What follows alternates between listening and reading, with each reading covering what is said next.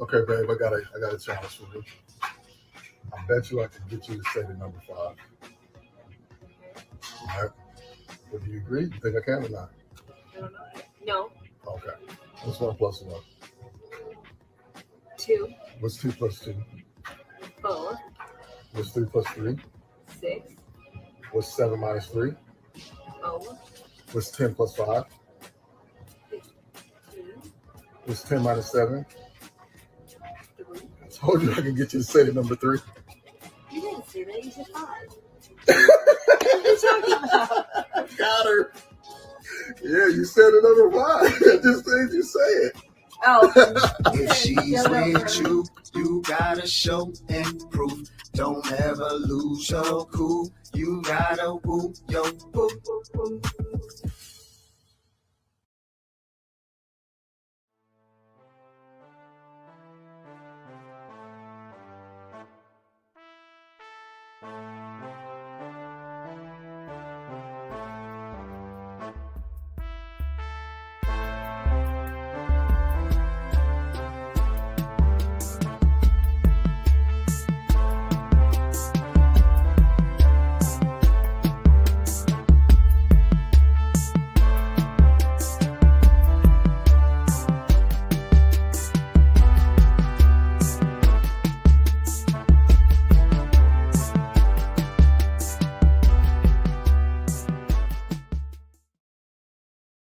Welcome back to What the Frap. I'm your host, Jay Zilla, and with me today I have Mr. Dotson. How are you, sir? I'm doing very well, bro. How are you? The very same. So, look, I wanted to say LaVance, but I was like, man, let's do Mr. Dotson. That sounds more, professional and whatnot. So, yeah. So, tell me what you've been up to, man, and kind of, just a little backstory on yourself. Oh man, it's such a rabbit hole. I guess to answer the immediate question, for the last bit of time, man, just been working on building this technology, getting it in a place where I feel like where I feel comfortable enough to put it out in the public, get some really good feedback, and making sure that it doesn't suck. There's a lot of products that do come up, they suck. I don't think mine sucks as much. It definitely does provide, solves a problem, an immediate problem. But just really been focusing on that. At the same time, making sure that I'm still showing up as a good father, and just as, or even more important, as a good husband to my wife, because I found sometimes, we can get, or I'm gonna speak for myself, I can get really busy, and family and dynamic, that dynamic just goes to the side. But building a company that's really focused on quality relationships, strong relationships, it's important that I walk the walk, if that makes sense, or if I walk the talk. Can't be out there saying, hey, do this, and making recommendations to people, or right, talking about how to build their relationship, and I'm internally not doing it myself. So, but so in addition to that, is there an addition? No, really, that's been it, man. Just trying to build that, make it solid as a minimum viable product, MVP, people call it, and make sure that I'm taking care of my family at the same time. Kind of challenging to do, to be honest. Man, that balance is always tough. I guess first we should backtrack a little bit. What he's talking about is his launch for his application, WooYourBoo. And this is a very exciting thing. So, did I say it wrong? Yeah, WooYourBoo. WooYourBoo. Oh, yeah, WooYourBoo, of course. Yeah, WooYourBoo. Sorry. So basically break down what WooYourBoo is, and then kind of roll into what you're trying to accomplish with it. Oh yeah, man. So Woo, really, it came from, so funny because I had this conversation yesterday with a restaurateur. But when I was 22 years old, you can imagine that any 22-year-old man or young man becoming a man, how much do you actually know about wooing a woman? I didn't know much about it. I got married when I was 22, and it actually showed in the way that I pursued my wife. It was easy to kind of, pursue her on the basis of, hey, I like her, we're gonna do something, get to know each other and things like that, like people typically do. But to actually grow from there, to be a man and to make her feel like she was the only woman, to continue to woo her or to pursue her, after I've gotten her, after I, married her, was a big challenge for me. And she actually called me out, and I was a bit offended, to be honest. I was like, oh, she talking about, she mean I'm a romantic one in a relationship. I'm doing all these things for her. But out of that offense, what she was sharing with me was that I didn't pursue her enough. I didn't make her feel special. I didn't make her feel like she was the only one.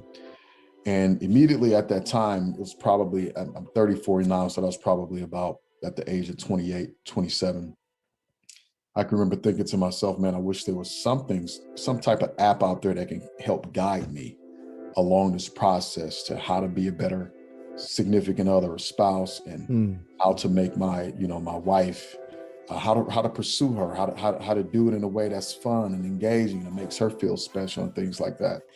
And what ended up happening is several years later, I think 2017 now, my mother ended up passing away, and at the time I was running a financial practice, and I decided to, because that moment just gave me a lot of time to really think and process and see what it is, really think about what it is that I wanted to do and the impact that I wanted to make on the world. And being very passionate about relationships and about the efficacy of relationships, I said, you know what, let me go ahead and wrap up my financial practice and start investing, the money that I've saved, the time and career and, things like that into building this company, and ultimately, hopefully a legacy, not just for my family, but a legacy for the families of the world. And so to answer your question more directly, WooYourBoo is about helping couples keep that fire, keep that intimate, that fire, that spark burning in a relationship, but also helping grow their relationship skills in the process in a fun way, without them actually necessarily knowing about it, but they're doing it. And so that's essentially what we're about, man. We believe that, well, the truth is that we believe it, but I think it's a lot that validates this point, is that there are a lot, that any society in the world, that the success of any society in the world is built upon the success of families, which the success of a family is ultimately built on the success of the two people who are leading that family. And so we believe that in order for the society to be strong, the couple has to be strong. And so when we look far out into the future, we look into our vision, we say, well, what is WooYourBoo's vision for the company? What is WooYourBoo's vision for the world? Well, our vision for the world is that we can help create sustainable societies through families. So we love to be able to go into India or somewhere in Asia or Pakistan or somewhere in the UK, Australia, and to be able to land there, and we can see, the concepts, the principles, the ideas, that we've pushed out as a company being adopted by families and couples across the world. And we can see it, in the way that they engage as a couple. We can see it in the way that they engage with their relationships in business, in their personal lives, with their families, whoever, but also, in the way that they, hopefully what that does over time is that it starts to pour over into, business, in the way that we do advertising, in the way that we build product, in the way that we do a lot of the things that we do that we really don't give a lot of thought to in terms of, as a society, we really don't give a lot of thought to how these certain things impact the family as a whole. And when I say certain things, I mean like commercials, movies. How does that impact the family? How do commercials impact the family? How do our products and the way we create them, the way that we design them, how does that impact families? And I want to, it's interesting because everybody talks about, being happy and being fulfilled in relationships and having happy lives and happy marriages. But what we tend not to talk about is the reality of, you don't need the things to do that. You don't need the cars, the clothes, the money, right? You don't need the best of the best things. You don't even need the vacations necessarily to do that. All of those things help because they provide experiences. Amen to that. Right. Yeah. So I'm not against those things. In fact, I'm for them. But those are secondary. What's primary is, in order to be happy, Harvard did this study, it's the Grant Gluck study. I recommend anybody who's listening to this and yourself to go check it out. It's an 80-year study where they followed, I think it was 400 men. or 400 people for 80 years. And basically what they tried to discover is what makes people happy. And what they found was exactly what I just mentioned. It wasn't the status, it wasn't the jobs, it wasn't the money, the vacation home. It was actually the quality of their close relationships. So if their close relationships were good, meaningful relationships, those people were more happy. And what's interesting. Oh, sorry. No, go ahead. Oh, I was gonna ask, is that why you find in some more rural places that the ideal of happiness, even though as subjective as it is one of those things that it happens more when people are close-knit? Like, for instance, when the grandparents are in the home in more, I guess, Eastern cultures, right? How the elderly are kind of, I think what you're bringing up is an indication of that, right? Is an example of that. So, right. You hear people, and ourselves included, we may go to an impoverished part of the city, or we may go to an impoverished area in the world, and we look at these people like, man, some of these people are so happy, and they don't have much. Mm-hmm. They don't have shoes. They don't have the new, TV, or they don't have the new. Everybody has a new phone today. It doesn't matter what product you go. But it's like everybody has a phone. But you go to India for that example. Yeah, man. But you go to these different places. Like, why are these people so happy? It's because, across the world. Thinking about, these two different ideas here in the Western world, we equate happiness to things. And I think it's backwards, because when you go to other places, other foreign countries where you may see some poverty, you see people who don't have it as good as we may have it here in the Western world, they are happy or happier. And I think it's because they don't have the things to focus on. They have each other to focus on. And they're happy with each other. And in many places, some of these people live even longer, right? They have less stress. Right. Some of the studies around that. And but here in the Western world, we don't think about that, right? We were like, hey, every commercial, virtually every commercial you see, every, the news we see, it's all about, get more, and hey, this is the reason why the life sucks, because of, these bad things are happening in the world. So I feel like we have a little bit of catching up to do and learning to do around that, man, about what really makes us happy. So WooYourBoo, man, that's what we're about, man. We're about helping couples build strong relationships, keep that fire burning inside between them two. And what that's going to spill over to is in their family life, with their children, if they decide to have children, into their communities, and then ultimately, man, across the society. So we're looking to build a much better society through, and I like to say, one woo at a time. So when you talk about that, how does the rollout of your app look like? I mean, what does it look like? So what are the first things you're going to be doing in taking the very large step towards a better society worldwide? That's a very good question. So, we can go at it in so many different ways, but I think the best way to do it in the way of wisdom is to choose one that we feel like we can get at what we call like a beachhead market, right? An avenue where it's like, okay, we've defined a problem. We believe that problem is that people care about that problem, and that is big enough to solve. And that not only is it big enough to solve from a business standpoint, we could monetize that problem in the future. So where we are right now, we decided, okay, if this is the type of society we want to create, well, let's launch where, the biggest problems may exist, which is with the couple, in a way that they connect with each other. And so, one of our monikers is we say, hey, if you're not doing this relationship thing right, then you're not having fun. So we've introduced, the app is all around helping couples connect to local, and so things that they can do locally, local experiences, not just any type of thing, but like high level, really unique, creative type of experiences that they can connect to based off their love language. So based off what makes them both special together. And we provide and we give them these ideas. We suggest these ideas or personalize these ideas and suggest them to them based off that. So that's kind of the track that we're down now, is really setting these couples up, getting them personalized ideas based off of their love language and what makes them unique together. And then what studies show is that when couples have consistent experiences or consistent novel experiences, it actually helps them, it actually helps build the intimacy in their relationship further or deeper. What's a good example of like a novel experience? So I give you one. So like I said, when I was 22, man, I asked, I think I was 21 when I asked my wife to marry me, 22 when we got married. So yeah. So how I asked her to marry me, this is embarrassing.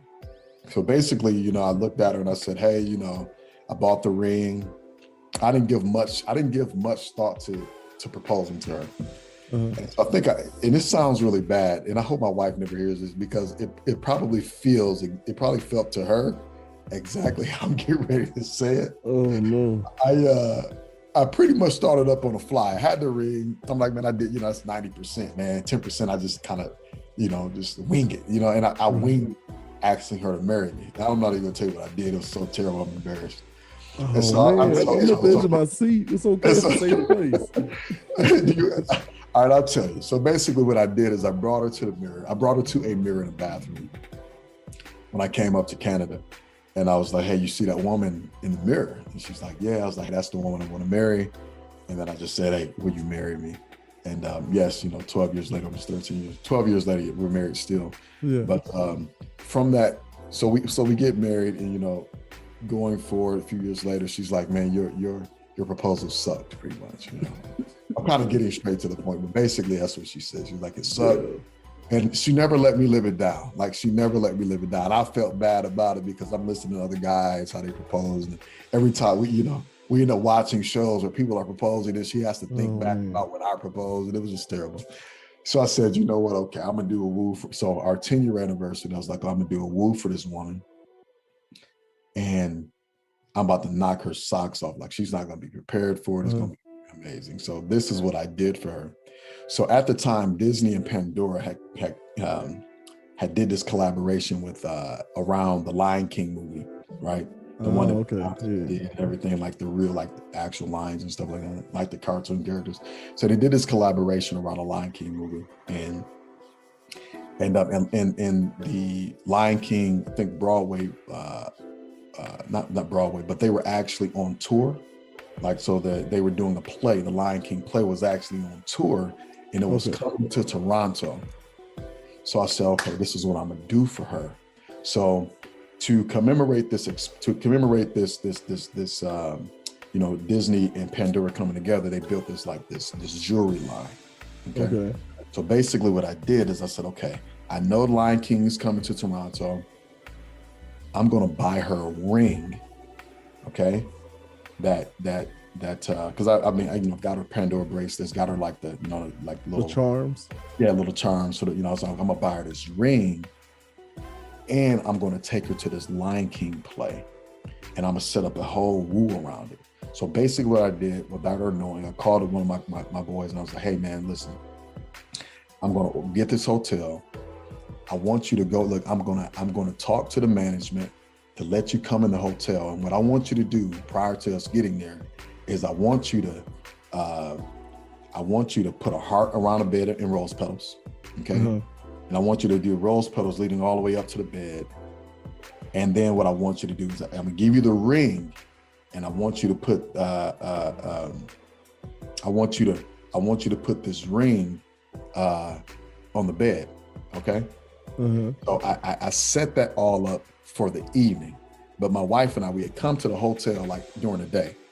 So during the day, right? So we leave. This is when I take her, to a restaurant, to a Brazilian steakhouse, and at this Brazilian steakhouse, they did like a live experience of like Brazilian dancers kind of going around things like that. So she was surprised at that. Yeah. On top of getting some good food. After I took her there, I took her to the play. Right? I took her to the play, had a great experience at the play. She still talks about it to this day.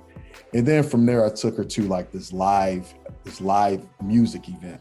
And at this live music event, what I set up was, prior to going to this live music event, was I talked to the DJ, I talked to the owner. I was like, listen, man, can you give me and my wife a shout out?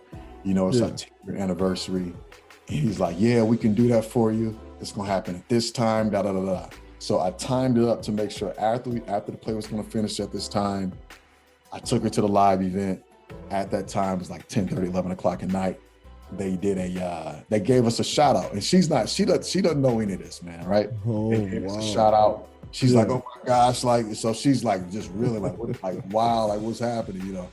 And then from there, I go back to the room, and now I told you, I kind of probably I didn't share this sequentially, but while all this was happening, you know, my guys in the room setting up the room for me, putting the ring down, Yeah. and I basically written out like what this, you know, commemorative piece, what it means and how it, yeah. So with the ring, I was also, I printed out something talking about, you know, the day, the experience, what this ring meant for me to her, and Right. things like that, right? So we get to the hotel, and she goes to the bed, and it's the ring sitting on the bed, you know, in the box. Right. So, you know, I grabbed the ring, I popped down, and I asked her to marry me again. And luckily she said yes for the second time. Luckily she renewed the contract, huh? Yeah, she renewed it. Yeah, she said yes for the second time. And then I brought the pieces together with the Lion King play and the commemorative piece between Disney and Pandora with the ring, right? It's like a crown for her, you know what I mean, ring. And so that's the type of experience, man. And to this day, she's like, you know, she's so thankful for it and feel blessed because of it. But that's what I mean by a woo. It's an elevated experience. It's not your typical dinner in a movie. It's an experience that's, yeah, like I said, elevated to where it's like, man, you know that there's a lot of thought and creativity gone into it to help impress, endear, you know, your significant other to yourself. And what's unique, man, is that, well, not what's unique, but what happens is what we find is that people kind of get around to this at the very early stages of the relationship. Like the first years, they kind of do like these special things and little, you know, little trinkets here and there. And Right. they do all these things to kind of win each other. But then after that honeymoon phase is over, it's like, I already got them. Now you may not be saying that, but your actions show it. It's like, I already got them. I don't have to work that hard. And so you forget how to, because you're not in the process of chasing anymore, you lose that muscle. So you don't know how to chase anymore. You don't know how to go pursue anybody anymore. And for men, we lose the muscle, and it's like, we still want to chase, we still want to pursue, and then we end up doing other things that can get us in trouble. But as men, if we can learn how to continue to pursue our significant others in our relationship, and make it fun and make it thrilling, then we got a good chance, man, of building something really solid in a relationship that we can be proud of for the long term. So that's awesome, man. I like how you use the terms like love language, right? I actually read that book, and my wife and I took the quiz. But it really does. What I got from the biggest thing I got from that book is how intentional it feels. You know, she knows my love language. She knows that, like, when she is putting things together, like, you know, clean or whatever, like, it does something inside me that, you know, I didn't even expect to happen, you know. yeah, But it's amazing how it works. It's so intentional, right? And I like that. A lot of thought and intention. What do you do in the interim? Because I'm going to go back to that, with that statement you said, with that, you know, if you don't use the muscle, you lose the muscle. Yeah. To, you know, woo your boo. Yeah. And then that muscle, that thing that's still in us, you know, that hunter-gatherer sort of thing that I want to man, it's like that energy goes in the wrong places. That's right. Yeah. We'll go back to that, but what do you do in those situations to, like, in the interim, in between all of these, you know, huge things? Yeah. You know, how do you, you know, I guess, wade the waters or whatever? Oh, that's a very good one, man. And I think taking it back to love languages is really important too, because while you can do these things, and when I say that's a woo, that's kind of like on level 5, you know what I mean? But there are things that you're going to do that may be like a level 1 and a level 2, but that is specific to making them feel loved. And so that's why our app is really built around the love languages, because we'll suggest ideas that you can do for your boo based off her love language. So let's say that it was her love language was words of affirmation. You know, there's an idea in the app right now that talks about, hey, here's an idea that you could, you know, put sticky notes around the house. And then what we'll do is give you like some examples of things that you could say to her in those sticky notes. So you can make a game out of it, right? Or we may say, continue down the path that her love language is words of affirmation. We may say, listen, look, why don't you flirt with her through the text? You know, tell her how, you know, when you got, you know, how you've been thinking about her all day. Tell her about, how beautiful she was when you got up this morning. Tell her how grateful you are that she's such a great mother, or, she's such a great spouse. You appreciated her, the way she supported you last week. So there are little things that we do provide, but, throughout that process, so that you can make those touch points. But the idea again, man, is that you're doing things that continually show your boo that you love them. Right. And that you see it is you're speaking in a way that they can understand, which is in their love language, and then they're able to receive it. And that opens up the opportunity for more vulnerability and just more intimacy in your relationship. And that's what makes sex great. You know what I mean? At the end of the day, it's like, it's Right. as vulnerable as you are and how strong your intimacy is, or the stronger your intimacy and the more vulnerable you are, the greater sex can be, the greater that experience can be. And so that's been my experience, man. But those are some of the things, again, just to answer your question, that you can do between the time. And the woo doesn't always have to be a level 5, right? It can literally be everything that I just shared with you, but it's literally keeping that other person in mind as you're doing these things. Yeah. So imagine me coming from Pops, right? Yeah. And this thing of us being so extra, as the kids say, right? So I'm always trying to, I'm not to do rose petals and all these different things, but like all the time, And what ends up happening is I either run out of energy, time, resources, and I get more focused on like, oh man, that'd be cool if sort of thing. Right. Because I had an interesting sort of proposal as well. And I remember maybe a year or so ago, watching my buddy get engaged, and like he set up this whole dinner date and all this extravagant stuff. He had a photo shoot, right? And then when the photo shoot happened, the cameraman's telling her, okay, I need you to look to the left and down, and she's like, okay, all right. And she's like taking the pictures, and she looks down and sees him on the knee. Bro, I literally looked at my wife, I was just like, I'm so sorry. I'm so sorry. That's all I could get out, man. Oh man. But, so now trying to do all these grandiose sort of things, it's like I want to focus more on like, how do you lead up to things? And like you said, it makes even sex better. No, I'm complimenting and things of that nature. Yeah. All those things throughout the day, texting her while she's at work, picking her up, doing something that she didn't expect me to do for, as far as the household goes, or something with the kids. Yeah. All that stuff kind of leads up to a greater experience. Yeah.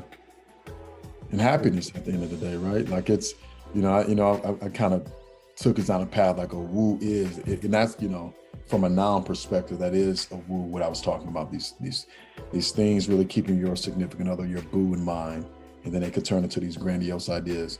But, there's a line out there, I forget for what movie, but it's a movie about sales, and the dude's like, always be closing. It's like Alec Baldwin, I think. He's talking about I feel like it was like Baby, what is it? So I can't remember the name. It is like, hey, always be closing. But the thing is you want to always be wooing. So you always want to be doing things, right, that continually to endear them to you. You know what I mean? To let them know that you care, to let them know that you're thinking about them. And from a man to a woman's point of view, like women want to know that from us. Is he thinking about me? Is he being considerate? Am I on top of his mind? And then the things that we do to actually show it, right? And I just gave you an example of, the words of affirmation and notes and text and things like that. Right. All right. Now going back to what you said before. Yeah. I guess the question is, do you think it's inherently just in men in general, right? Because there are going to be some that is not so, some that is really so, right?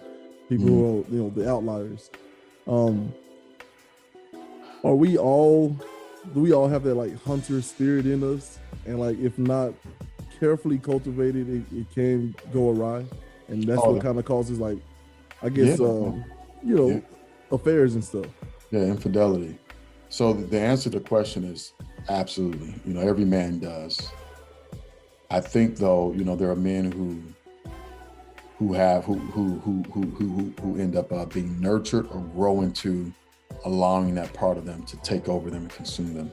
I'm actually reading a book right now by Devon Franklin. I can't remember the name of it. I think it's called like The Truth About Men or something like that, right? What men and women really need to know.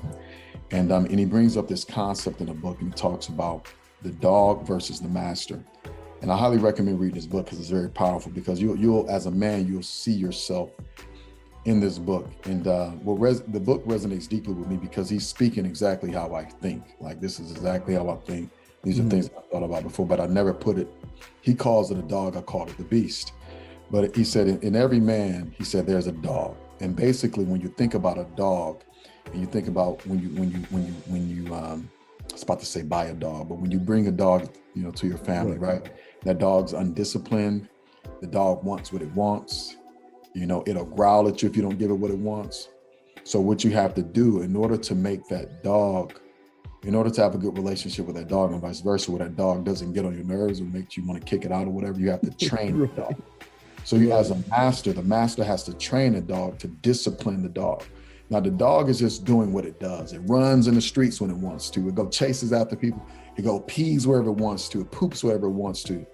But when the master disciplines the dog's behavior begins to change, and then the relationship that the master and the dog can have together can be a great relationship. So basically, again, he talks about every man has a dog inside of them, and that dog lusts. That dog is lustful. That dog is greedy. That dog is manipulative, and that dog is very self-centered. He's always thinking about himself. And what I found is that in society has trained that aspect of men very well. And how do we know that? Well, you can look at the movies, you can listen to the music, you can, from my upbringing, when I was like 10, 10, 11, 12 years old, 8, 9, 10, 11, 12, I can remember men talking about the women, talking about women and what they did with them and encouraging me to do the same thing. And I actually did a podcast over this called how did I call it? I titled it, oh man, it's slipping my mind right now, but I'll come back to it. But anyway, I did a podcast over it. And basically, without that knowledge of understanding that you have this dog inside of you, you feed it. And you feed it, you give it exactly what you want. You give it the porn, you give it the lust, you give it everything that it wants. And then all of a sudden what happens is you get the Me Too movement happening, right? Where these men who have developed in this way, they fed the dog so long that it becomes so much a part of them. They're so selfish in the way that they are, that they end up hurting women. They hurt society, they hurt their careers. They destroy themselves because they have not yet learned how to master the dog. So the other side of that is the master, and basically the master is literally the opposite of the dog. It's the love that's in a man that comes in to control the dog. It's the love that he has for family. It's the love that he has for himself. It's the love and the discipline that he has when he's going out and he's talking about other women, and he's having to be in relationship and things like that with these other women. And that man comes in and he masters this dog. He puts him on a leash. And what I love about what LaVance said in his book is that he's like, the dog never goes. He's like, the issue that you can never kick the dog out. He's like, the issue that men have is we beat ourselves up about the dog being there. Right. It starts to bark and we all feel bad about myself. About 2 or 3 years ago, I learned to accept that this is the man that I am. I'm gonna always lust. It's not that I'm trying to. I'm gonna end up. A thought's gonna come across my mind about a woman that it shouldn't be there. I'm gonna always want to pursue and get better. And may have the temptation to say, hey, you know what? I'm gonna do this for the sake of money and putting money first instead of people. So those opportunities will be there, and those thoughts may be there. But when the master is in control, the master pulls those thoughts down, or put the dog back in the kennel, keep him on a leash, and he continues to pursue a life that is that's going to end up making him happy and his family happy long term. Right. So, and in turn helping his environment and society and whatnot. Exactly. Okay. Right? I see what you did there. Exactly. Yeah, exactly. And so I'm still, as a 34-year-old man, these are things that I'm still learning and still, making sure that this dog stays on the leash. And to be honest with you, there's times when my dog got off the leash. I let the sucker off the leash, and could have had some devastating. It could have been very devastating for my family, my wife, and whatever else in other place we're influencers in. But yeah, it's important, man, that men embrace the dog. But I kind of, when I did that post, and then you were like, and I messaged you back. Now that's not the dog. It's like I'm just giving an example of embracing, right? Embrace who you are, because if you try to hide it, it's going to be a point in your life where you're gonna split, and that thing's gonna come through, and it could destroy you. And those are. It's like an untreated wound, right? Like it festers. I mean, festers in there. You think you got it taken care of, all of a sudden you got gangrene. Right. I love that you use an old Civil War. Like, I know it still exists. I hear gangrene being from the South. I think Civil War. Yeah. But that really does remind me of that old tale that the granddad is sitting with the grandson around the campfire, and he says, grandboy, you got two wolves fighting inside of you, right? One is positive, one is negative, right? And he kind of leaves it up, trails off, and the dude's like, the boy is like, well, which one's gonna win? He says, whichever one you feed. That's exactly it. And that's always stayed with me, man, because you are who you are. I love how you say that. You are who you are. But going about the work of taming turning the terrible master to a lovable one, right? Your brain, and then giving over to that master, right? Knowing that you're gonna get more out of it. So how do you go about first identifying, especially if you don't have any training? How do you go about identifying good habits, the good masters, right? I.e. God and everybody under, and then following that example? So how do I go about identifying who the master is and kind of what the master wants? So someone who's a dog and he's around a bunch of dogs, like your experience. Hey man, this is what I do with this girl. I mean, hey man, you probably get it too. You know what I mean? Oh man, first I think you need to identify the dog in you. You know how they say real recognizes real? If you can identify the dog in yourself, that's the first thing you need to identify, then you'll easily be able to pick it up in others, right? And then be able to determine, hey, who I should hang around and who I shouldn't. And then, and so the dog, because the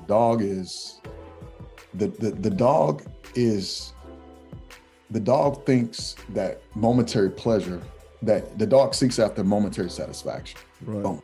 Right now, it's like that popcorn, let me get it right now. I need it right now kind of a thing, right? That's how you know it's the dog, because the dog is going to act off impulse. It's going to be, it's going to be based off your emotions and how you feel at the moment. Where the master, recognizes these impulses, sees these impulses, but is disciplined to think through it and to say, hey, I see, I'm away, and I'm gonna be real. I'm away from home from now. I live in Michigan, but I got this conference in Florida. I'm by myself. Nobody knows. Oh, here's a woman. Well, she's at the same conference. You got the dog barking, and now you got the master who can sit there and say, you know what? Yes, I got a loving family. I love my wife. In fact, I'm gonna call her right now to take my attention off this woman. Or I'm gonna call a friend of mine right now to say, hey man, I see this woman. Hey, you do me a favor. Look, it seems like this is gonna be a temptation for me. Maybe it's not usually, but right now, bro, I haven't had sex in 3 days. Could you check in on me like in 6 hours just to see, because at that time it's gonna be nighttime, right. Conference is gonna be over, people are gonna be out drinking. Could you check in on me at that time and just see how I'm doing and what I'm doing? You know what I mean? So the master, what the master does is he puts these tools in place to safeguard him against the things, against the dog, pretty much. Right? Like I said, it could be an accountability group. It could be, you simply dropping down praying. It could be whatever you want. I'll tell you what it is for me. It's counseling. Me seeing my own therapist, by myself for over a year now. Nice. It's a part of this men's group. It's a secular group, powerful group for the last 6 years. It's me consistently growing this is the foundation of it all, but me consistently growing my relationship with God. Consistently, man, it's something I thirst and drive after, tirelessly.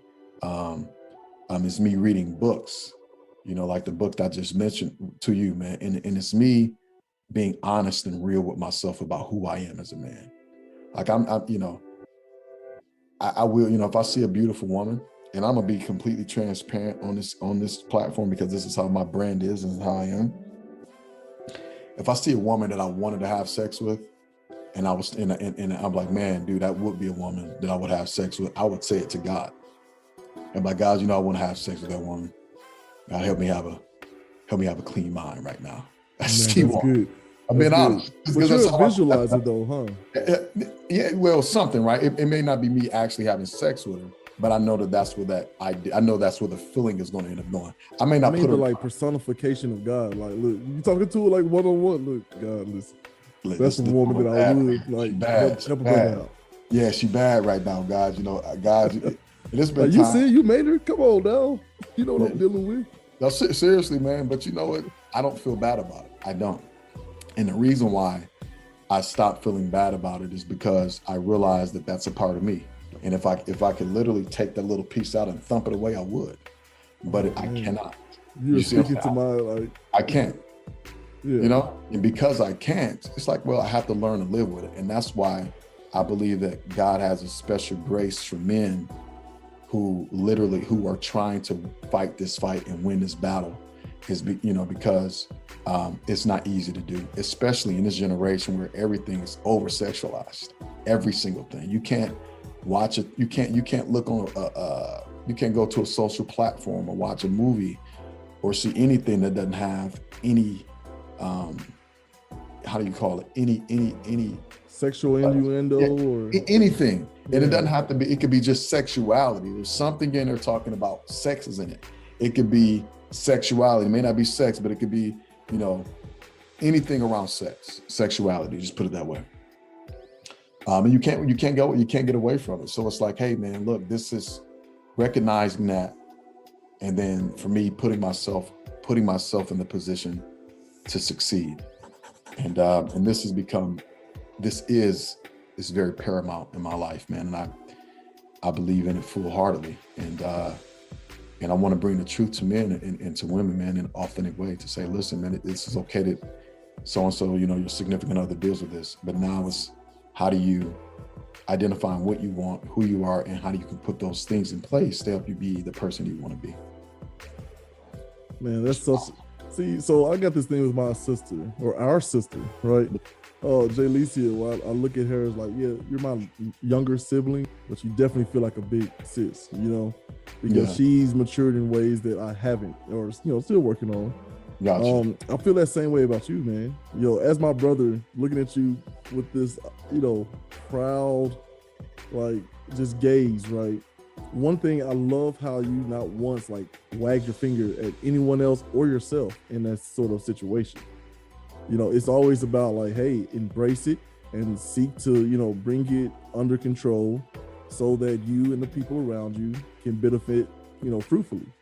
Exactly. And I love that positive outlook at it, because a lot of people's like, man, what's wrong with me, man? I'm so stupid, and all these, you know, negative affirmations. And then it's just a vicious cycle. So I really appreciate that, man. And that's what we can expect from WooYourBoo, right? Yeah, man. Just calling out the obvious, the elephants in the room, but being very practical about how to deal with it and being gracious about it. Because one thing, like, there's a scripture in the Bible, it talks about how it's amazing when you actually read it, but it's Proverbs 7, and it goes through this conversation. Well, it's not a conversation, but it goes through this experience that this guy's having with this adulterous woman and how she can take him off. But it is a line in there, it's a scripture, and I can't remember which one it is, but it talks about how this adulterous woman has overcome many great men. And that's how it goes, like many great men. Wow. Great men too.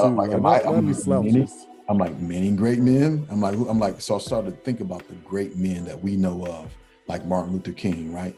Infidelity in his life, right? Bill Cosby, right? You start thinking about these great men who we've lauded in this society, we've held up, but who've been conquered by the adulterer or the adulteress. But the reality is that the adulteress can never conquer you if you don't have adultery already inside you. That's it. It starts in your heart, right? If you don't have the adulterous nature inside you, there, you know, for example, like nobody can come to me and say, tempt me to smoke cigarettes if I don't want to smoke cigarettes. Right. It's something you already want to do. And so being able to get that under control, deal with it honestly, with integrity, it will help a man. And this is so beautiful because it's that vulnerability that will keep a man humble. To know that I can go out and at any given time, at any given day, if my mental faculties aren't right, a woman could throw a pass at me right in front of my wife, or she could say something right in front of my wife, and That's I could heavy. get going right into it. You know what I mean?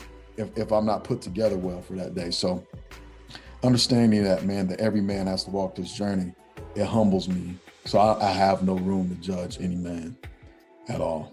You know, I love it, man. Look, what do you say to people like me who have the hubris? Because I'll tell you kind of my little trick, my workaround. For me, I have a lot of hubris in like, I know I love my wife and I don't have to worry about anything. So whether it's for business or just socially, you know, I always feel like, yeah, we're gonna go have drinks with this woman over here. It's no big deal because blah, blah, blah. And my wife is always like, I mean, do what you think is best, but be careful. You know, it don't look, it's not a good look. It's like immediately, now I get this flood of like possibilities and like, oh man, well, could something happen? Like, do I need to just stay home? Like, I like, you know, the panic button, and usually end up just like, all right, I'm out. I can't do it. Right. Yeah. What are you saying to someone like me with the hubris of like, man, I control me. I can do, you know, have a good time platonically and not have that be an issue. Well, I'm gonna be honest about myself, because I can speak to you about speaking through who I am. So this is LaVance. I've been in countless situations with a group of people, or just a woman alone, having had drinks and things like that. Okay. Mm-hmm. Now, I've been in situations where I could have taken those situations further, and no one would have ever known about it, right? And so this is what I know. LaVance Dotson should never have drinks with a woman only by himself. That's not his wife. I shouldn't do it. It's just the barrier you said, like, that's it. That's the precedent. Dotson, don't do it. Unless there's someone else around there who like another man, another woman who can help make sure that situation is, you know, is holy or godly.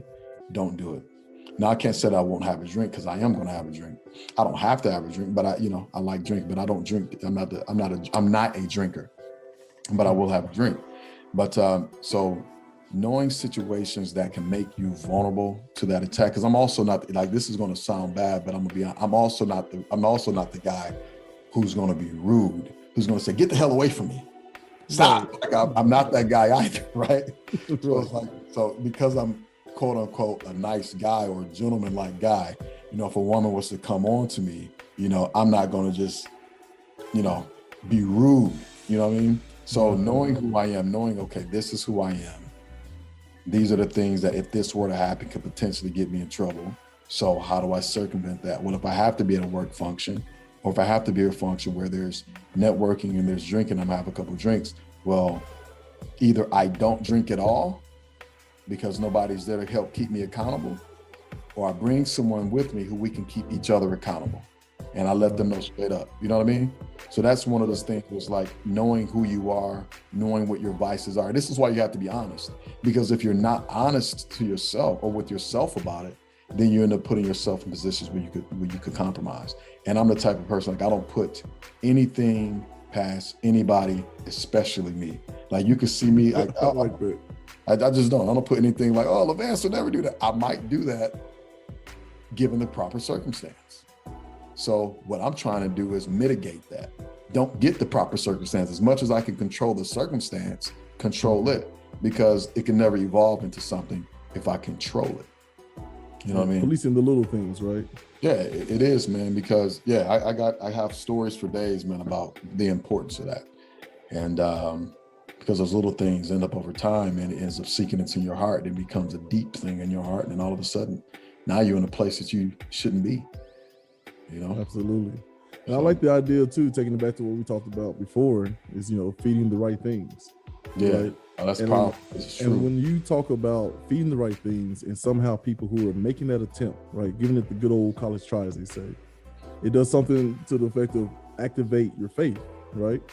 Like God sees the attempt, and you know, I mean, I'm not one to think that God is looking over each individual like, okay, good job, and I'm gonna put him over here. Like, I think he just, in the beginning, before we even hear, set things in motion to where they would all go, you know, not a particular way, because we do have free will, right? But he knows all, right? He just can't help but to know everything. So he gives all these warnings, all these stories in the Bible. If you do this, here's what's gonna happen. If you do this, here's what's gonna happen, you know? So I love feeding the right things, activating your faith. And then once you actually see something tangible change in you, I think that's when you really start rolling.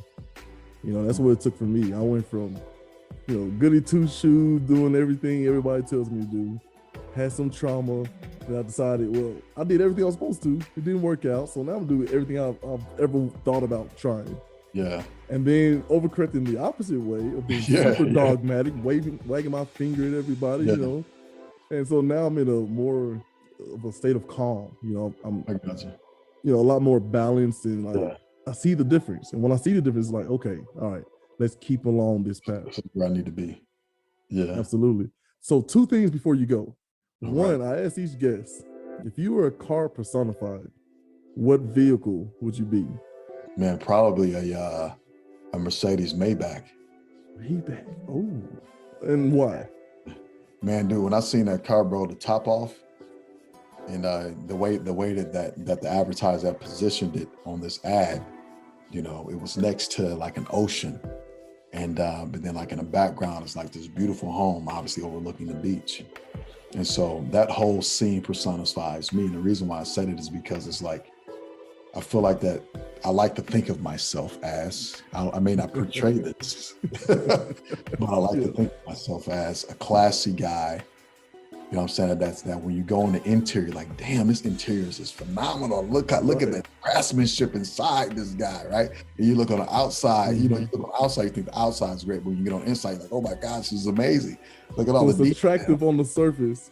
Yeah, but the more you get to know about you on the inside, it's like, on the inside, it's like, oh my gosh, it's even better. Like that, you know what I mean? You know, so that's why I say, and you know, looking at the car, man, if you've never, it's a beautiful whip, man. And yeah, man, I'm trying to remember what Maybach it is, but no, it's a Mercedes Maybach with the top off. It's the convertible. You know, man, I like the question because it really does. I like hearing what people think of themselves. Like, I'm trying to do this technique that's out there. I feel like it's Dr. Jordan B. Peterson or somebody who talks about having like a perfect conversation, right? Where you're actually actively listening, not trying to just one-up each other or win the conversation, or just like, oh, I'm gonna hit him with that. And that's all you're thinking about. I just need this dude to shut up so I can get my point and be praised, you know? So one of the things, I guess, techniques is you repeat back to me what I'm trying to say, and I have to agree that that's what I'm trying to say before we can move forward. Because there's a thing out there, I think it's I always talk about it. Wheel's law of communication. Sort of whatever something can be misunderstood, it will be misunderstood. We're terrible communicators, man. That's hilarious. Terrible. Good. That's good. And so to really you know, it's painstakingly like tedious, but it's so worth it to make sure, like, I'm not gonna move forward till you agree that I got it right, what you're trying to say. And then we keep going back and forward, and it literally irons out a lot of those miscommunication issues. And that's a great strategy. I mean, just that tactic alone, right? I mean, you know, corporately people talk about that because it's true, but also it also works in any type of relationship. So hopefully, you know, you see some of that impact even in your own relationship with your boo, with your girl, your wife. Well, it's her, but I also got 4 kids, so okay, I know it drives them nuts. Them too, man. Man. And it's going back to love language, we did that with them. Like, you know, what makes you tick? What do you enjoy? So now when I'm like giving them compliments and stuff, it's like, and I can see them just light up, like, yeah, that's what I'm talking about. Keep it up, big man, and then move on, you know? So it's wonderful. But before I let you go, man, look, I'm gonna have to get you back. We didn't talk about your football career. We didn't talk about how it is in Canada. So you're just gonna have to come back. Absolutely. Absolutely, man. You better. Great. Any promotions or any? I mean, of course, WooYourBoo. Let's shout this thing out, and man, I'll do my best to my 12 followers. Yeah, make sure you guys, when you do listen to this, if you rock what we were just talking about, if you getting a glimpse of the WooYourBoo brand, make sure you follow us at Woo Eternal. That's at WOO Eternal, like you would think about it being spelled. And just follow our story. Follow us. We love to be a part of your family. We love, for you to bring us into your home and allow us to, make a difference there where we can. So. Sounds great. Well, to my little big bro, LaVance Dotson, thanks for joining me. Deuces. Deuces. Hey, and one more thing before I go. Yeah, go ahead. A relationship, if you're not having fun, you're not doing this thing right. Now, officially, I'm out. See you, bro. Yo, what up, fam? Listen, I'm excited to announce to you that we are releasing an ebook at the end of this month titled 5 Ways to Woo Your Boo. We're sharing these 5 ways with you because these are the 5 things that my wife and I do, amongst many, to help keep each other at the center of our relationship. We think that if you do the same thing, it'll be a significant or add significant value to your relationship too. So listen, look out for it. It's dropping on the 26th of this month. We would love to hear your feedback because at WooYourBoo, it's all about you. It's about your family. It's about your relationship, all right? So listen, we'll holler at you later. Deuces.